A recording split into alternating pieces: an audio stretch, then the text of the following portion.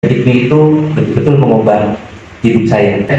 Jadi waktu dia sakit itu, sakitnya menurut saya luar biasa banget. Dia harus mengalami bedah otak sampai 6 kali. Nah itu yang sebetulnya membuat perjalanan hidup kita tuh benar-benar kayak roller coaster gitu.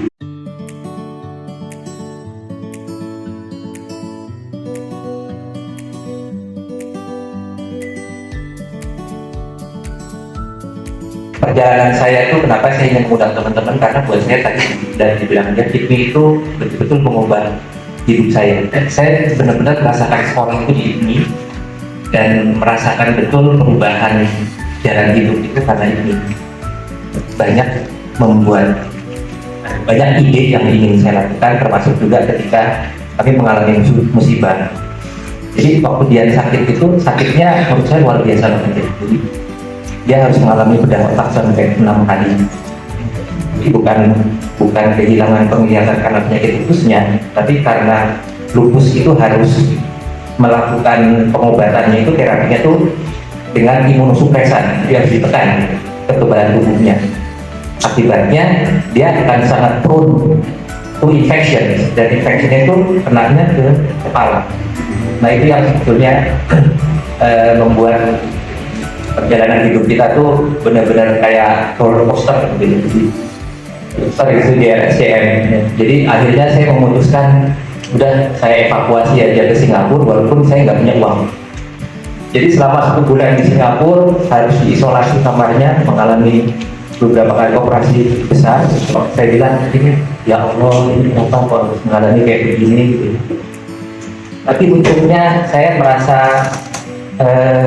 yang penting saya ikhtiar dan bagaimana supaya dia bisa tertangani.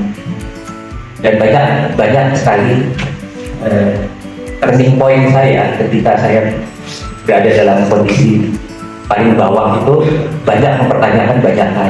Ini hidup nih mau kemana? Apa yang harus kita lakukan? Jadi justru saya merasa banyak sekali perubahan kehidupan, termasuk juga dulu kalau sholat itu juga seadanya gitu ya. Jadi betul-betul baru merasakan dan banyak sekali mendapatkan jawaban itu dari Al-Quran gitu ya. Dan mulai saat itu juga saya kepikir ya memang manusia harus punya guidance. Kita ingin sharing bahwa setiap manusia itu tidak pernah boleh untuk tidak bersyukur. Jadi apapun kondisi ujian seberat apapun itu pasti ada maksud dari Tuhan. Dan itu ternyata kita butuh kesabaran, butuh never give up gitu ya. Untuk nanti pada suatu saat akan ketemu, oh ternyata maksud Tuhan dulu itu seperti ini. Mungkin itu hikmah dibalik kenapa kita terus bikin sanksi Tuhan. Menurut aku sih biasa aja perjalanan hidup aku ya. Cuman artinya kalaupun aku dan Mas Eko hari ini mau sharing itu benar-benar mau berbagi lessons of life ya, pembelajaran hidup. Karena school of life itu kan kita bisa dapat dari mana aja. Jadi secara singkat buat aku bilang bahwa sebenarnya paling berharga dari apa yang terjadi itu adalah bagaimana peningkatan kita ya dalam menghadapi sebuah masalah, menghadapi cancer, menghadapi lupus, menghadapi apapun itu yang penting peningkatannya. Mungkin inti dari sharing kita hari ini adalah bagaimana kita menghadapi sebuah ujian hidup dan dari segi sudut pandangnya.